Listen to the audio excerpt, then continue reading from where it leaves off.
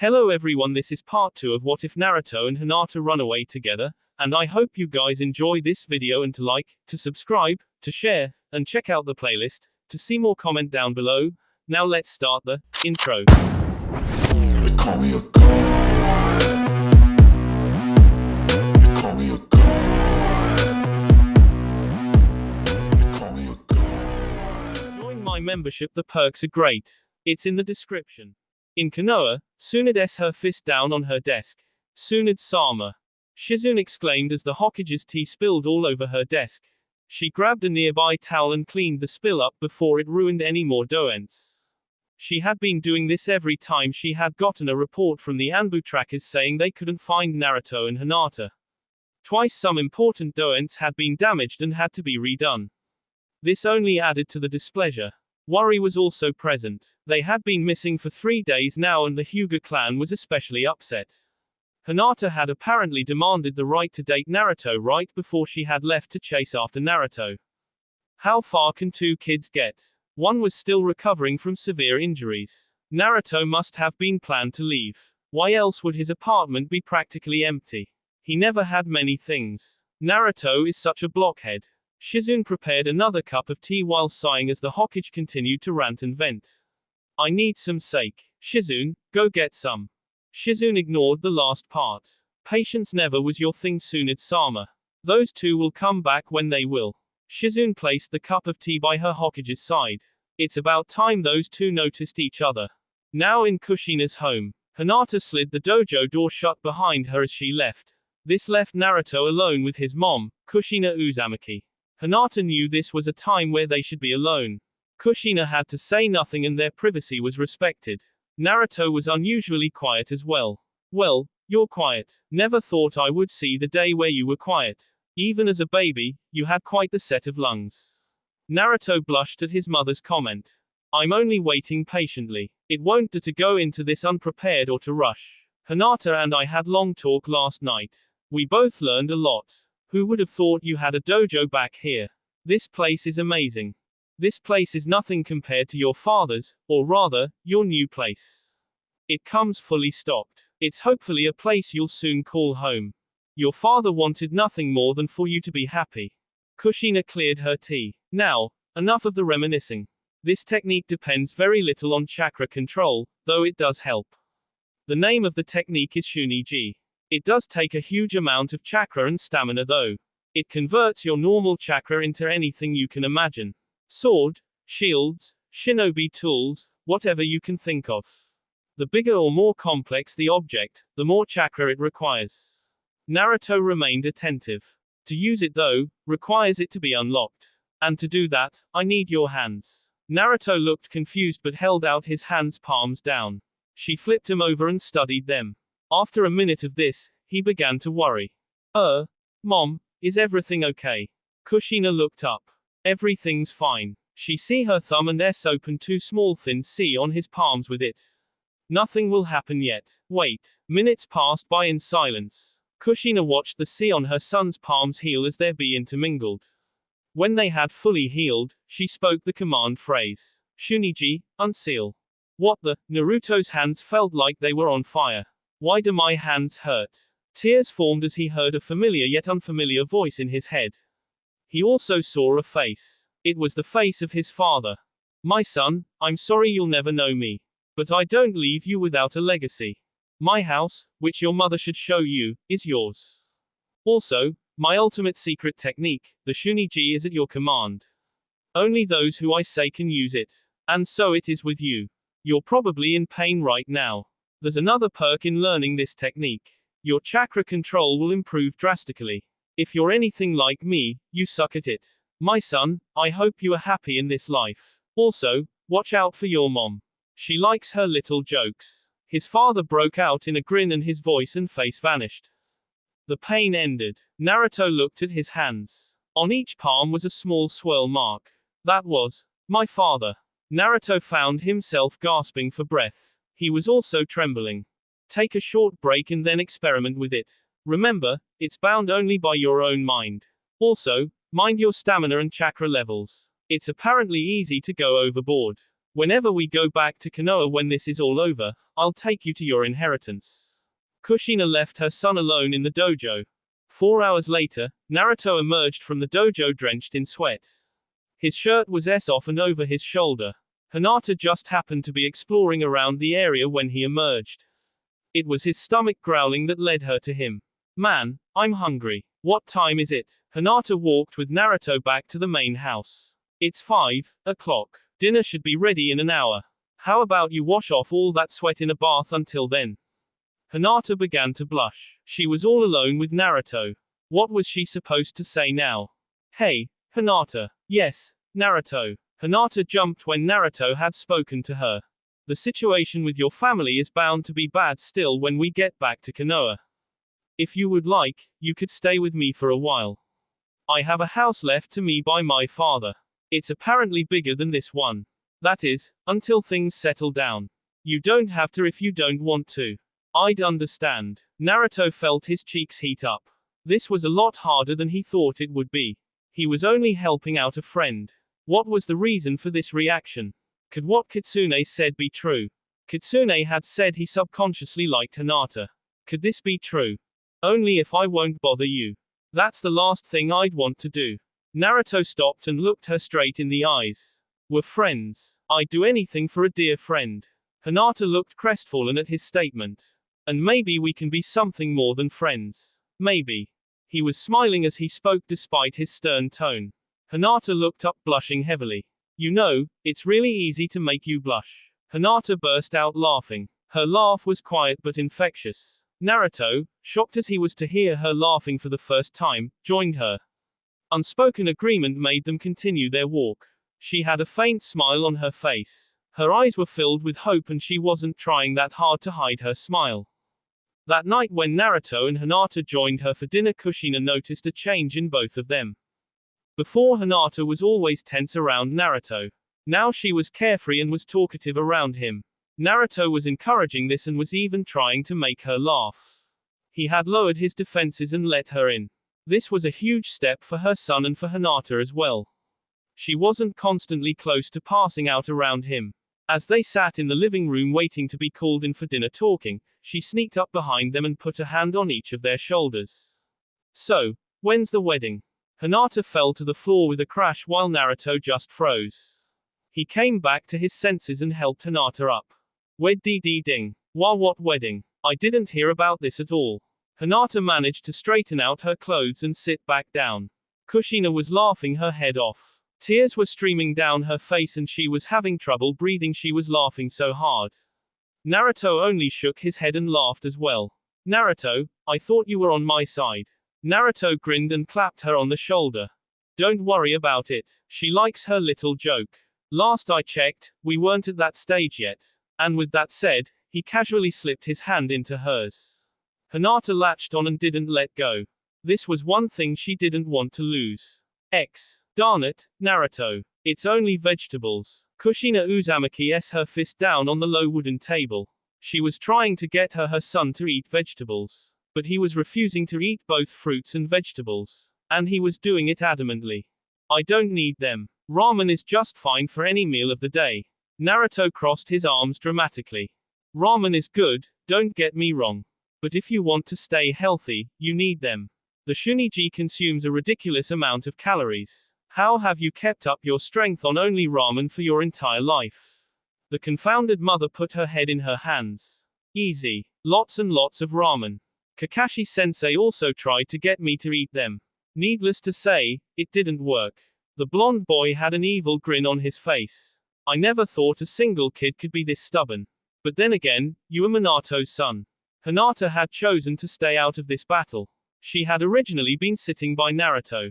But when this argument had started, she had given the arguing little family some room. Also, Kushina had a really loud yelling voice. You know Naruto, this is really good. You should try it. Hinata began to eat her food again. Often she had dealt with picky eaters in the main house. Many times they tried it only after seeing someone else eat it. Naruto, however, had no concept of a family.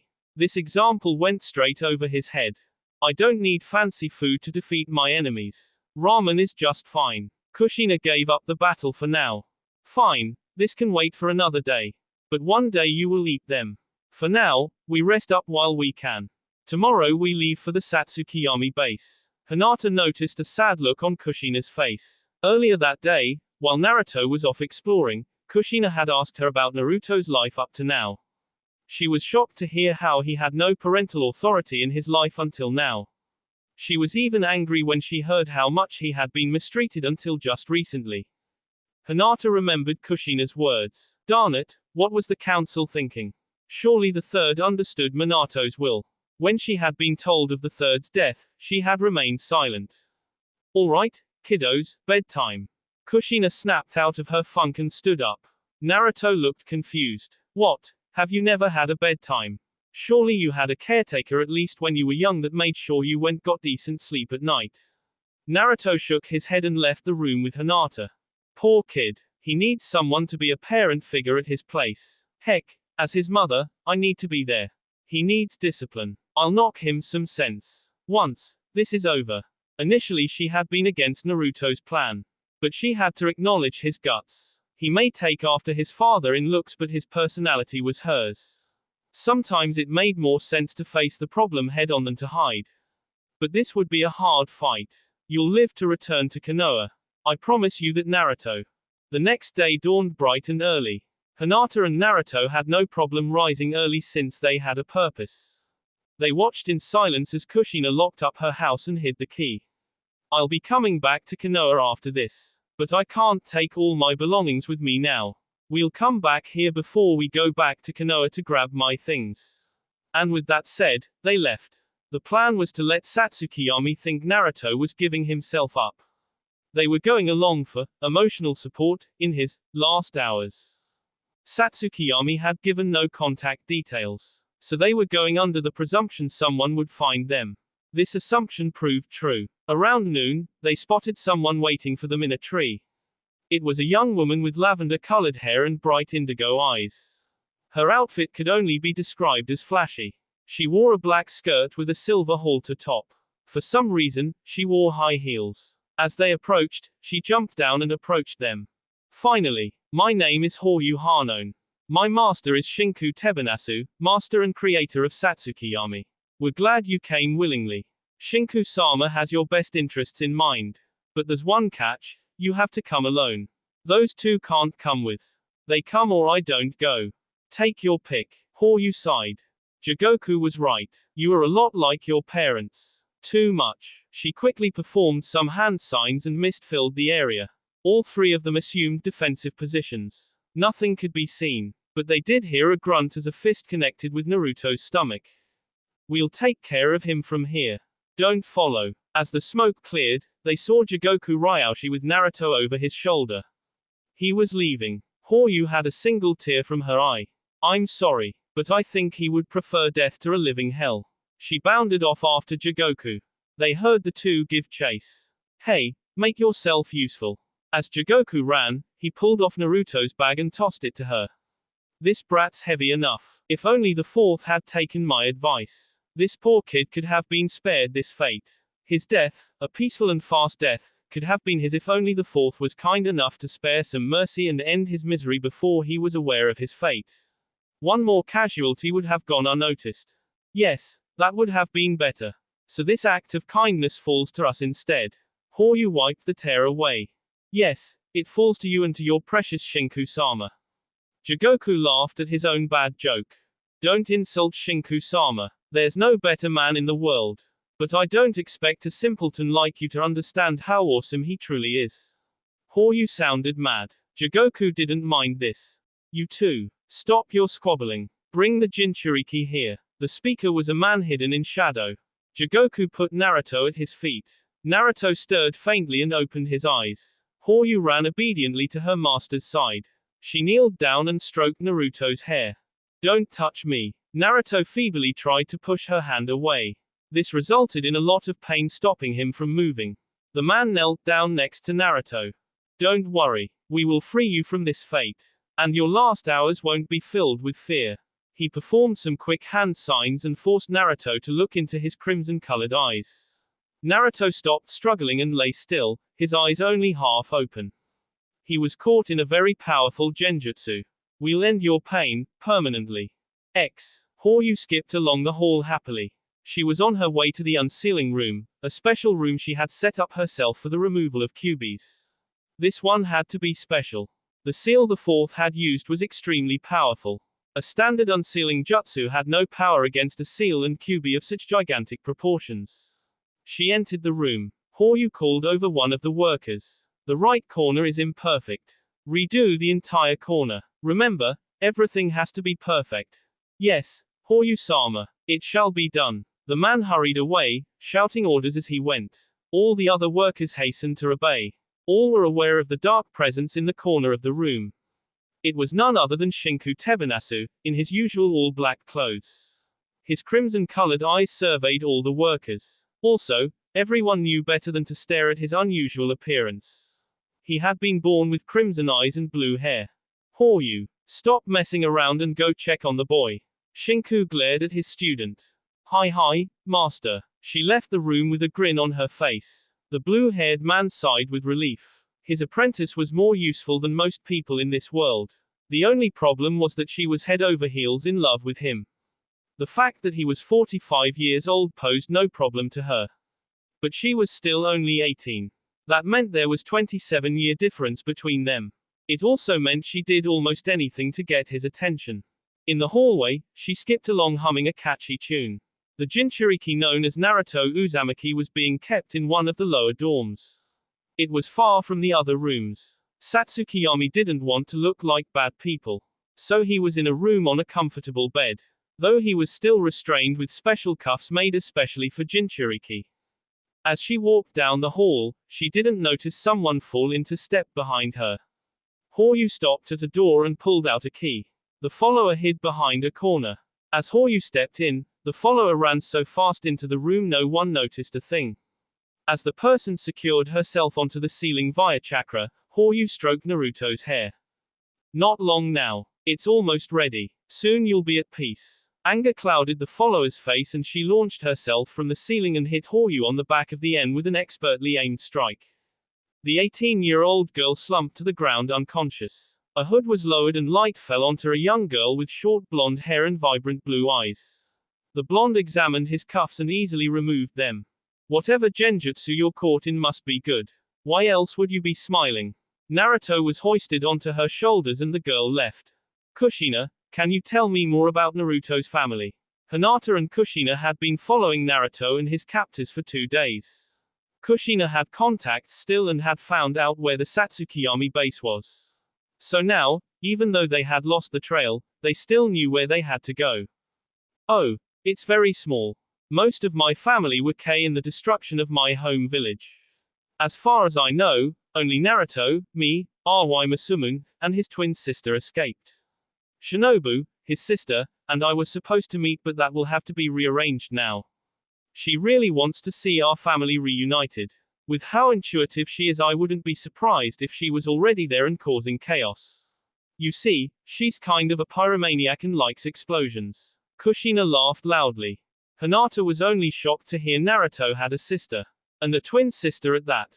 So who's older? Which one was born first? Kushina chuckled. She's been asking me that for years. I told her I would tell her when she was reunited with him. Truth be told, Naruto was born first. It's through Shinobu I found out where the base was. She's spent years trying to find him. If she gets wind of the current situation, I feel sorry for Satsukiyami.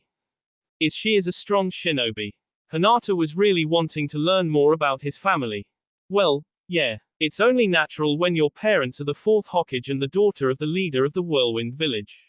Loud explosions rocked the air. Billows of black smokes filled the air ahead of them. A distinct smell of smoke filled the air. Kushina looked shocked and shook her head. Let me guess. It's Shinobu. Kushina nodded while grinning. Naruto better be out of the way. If he's hurt because of her, fun, I'll ground her for a month. Hinata activated her Byakugan and looked around. The base was being deserted. She could see from a distance Naruto's distinct chakra. But she couldn't tell if he was hurt or not. People were running around looking for something or someone. This too she couldn't tell what it was. Kushina, the base is being abandoned and Naruto is hidden somewhere. I can't tell if he is injured or not though. Also, we're being followed. That chakra signature is familiar but I can't remember from where though. It doesn't matter. If he's an enemy meaning harm to my son he'll be destroyed. If not, we'll take it from there.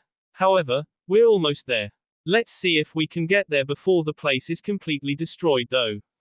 The distance between them and Naruto got smaller and smaller. Hinata was silently praying that he was safe and sound. The two landed and looked around. Hinata, who still had her Byakugan activated, yelled out a warning. The person following us has caught up.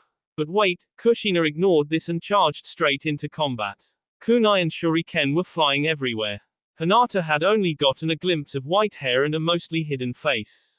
That was all she needed to see to recognize him for who he was. Wait, he's not an enemy. Both combatants stopped mid-attack. The dust cleared and it revealed the other to be none other than Hatake Kakashi. A kunai was stuck in something in his pants. Ah, man. That was the latest in the Makeout Paradise series. Now I have to buy a new copy. Sighing he pulled the kunai out and put the book back in the large pocket. I mean no harm. Konoha is worried about Hinata and Naruto. I see Hinata. But where's Naruto? That question was answered, not by Kushina, but by someone kicking the door off nearby. Kakashi automatically pulled out a kunai. The person was young. She wore black shorts under a miniskirt. An orange tank top covered her C. Most of her arms were covered by orange and black arm warmers with thumb holes. They were held in place by silver ribbons. Confusion reigned in her blue eyes and her short blonde hair was sticking up due to a large amount of static electricity. But it wasn't her appearance that made him gasp. Slung over one arm, where she was half carrying him and half dragging him, was Naruto. He appeared to be unconscious. Kushina strode up to the pair and helped hold Naruto up. Why haven't you released him from the genjutsu yet? The girl scowled. It's too strong. I need help to break him out of it. Besides mom, give me a break. Do you have any idea how exhausted I am? Trying to infiltrate and destroy a base like this is no easy job. Hinata realized who this was. It could only be Shinobu. She looked exactly like Naruto. The only difference was their gender and hairstyle. Come on, let's wake him up already. Chakra was forcefully injected into Naruto's chakra system. He came awake slowly and blinked as he became aware of his surroundings.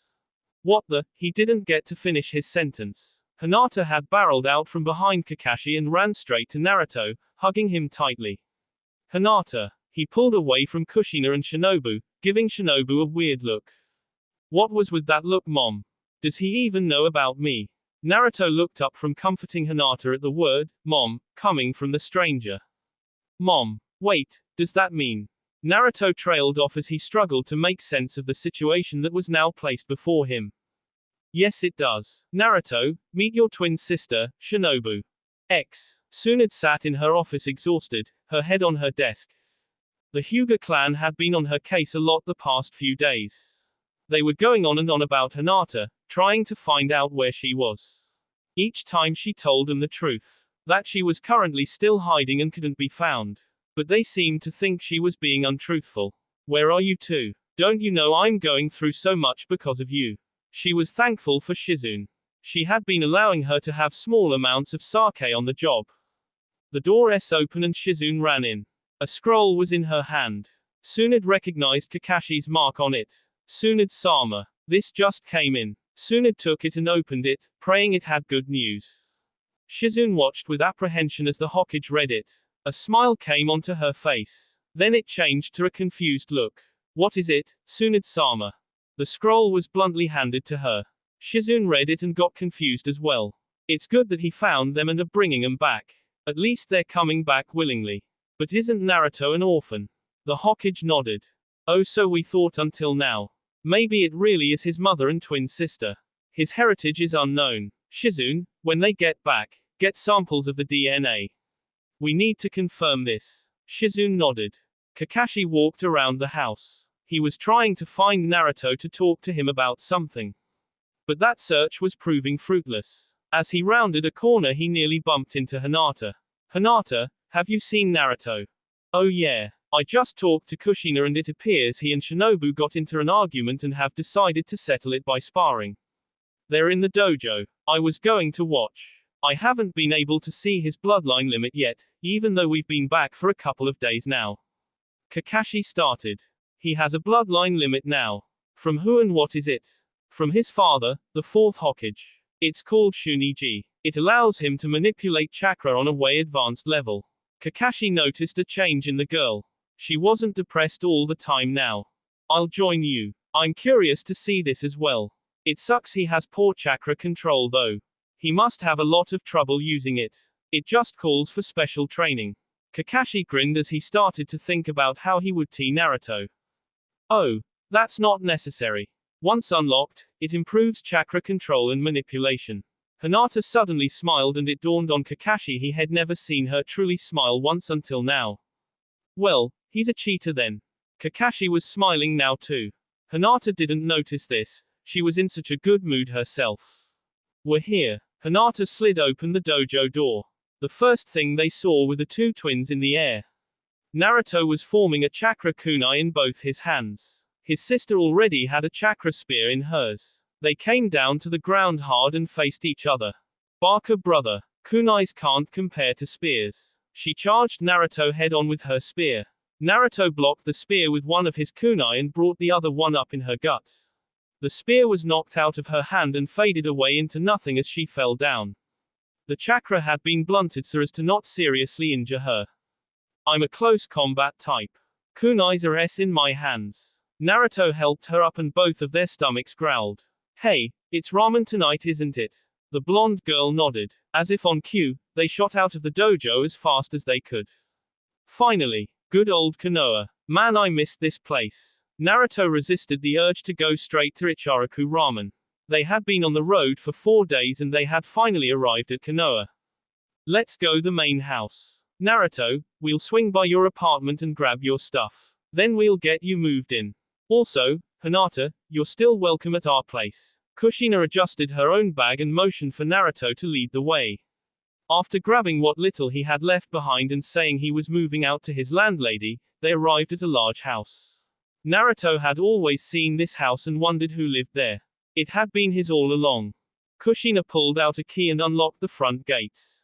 They came open quietly. She led him up the long driveway and handed a key to Naruto. The honor is yours. After all, it is your place. Naruto took the key and unlocked it quickly. For not being lived in for so long it was meticulously clean. In fact there was even someone in there. It was a young woman. She had short black hair with matching dark eyes. She wore a white kimono. She appeared like she was sleeping on the couch. Kushina rang a small bell loudly. The young woman woke up expectantly and looked around as the light came on. Kushina-sama, you're home. Ah, and Shinobu-sama as well. Which means, the woman looked at Kushina and pointed at Naruto. Naruto-sama. Kushina nodded. Sire, meet your new master, Naruto. Naruto, someone I left in charge of the place until I could give it to you. This is Sire. You're her boss now. Kushina introduced everyone. And this is his unofficial girlfriend Hinata. Oh, I knew it. He's the spitting image of his father. Come, Naruto-sama, Kushina-sama, Shinobu-sama, and Hinata-sama. Dinner is ready. She bowed and pointed to a large room. Hinata blushed heavily but followed. Sire, Hinata, as of yet, not the future lady of this house. Hinata, she addresses everyone like that. Shinobu hugged Sire tightly as she spoke. Oh, her and Naruto-sama aren't engaged. Hinata passed out at the thought of being engaged to Naruto. Naruto barely caught her. He hadn't been expecting Hinata to ever pass out around him again. Oh no, let's go lay her down on the couch. Naruto laid her down and Sire brought some smelling salts from the kitchen.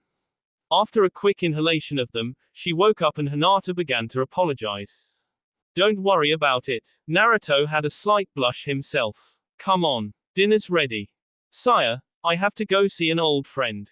I'll eat later. Kushina walked towards the door.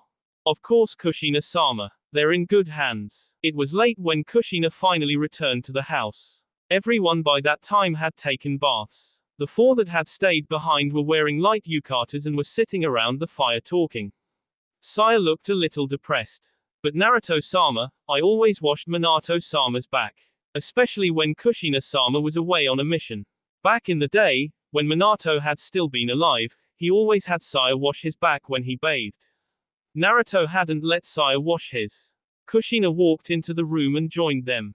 Naruto, Hinata, and myself have an appointment tomorrow. Hinata's father had considered allowing the relationship. We have to negotiate the details yet, but there's hope. A lot of hope. That will be all for this video. Be sure to like, subscribe, share, and comment down below for more videos. Goodbye.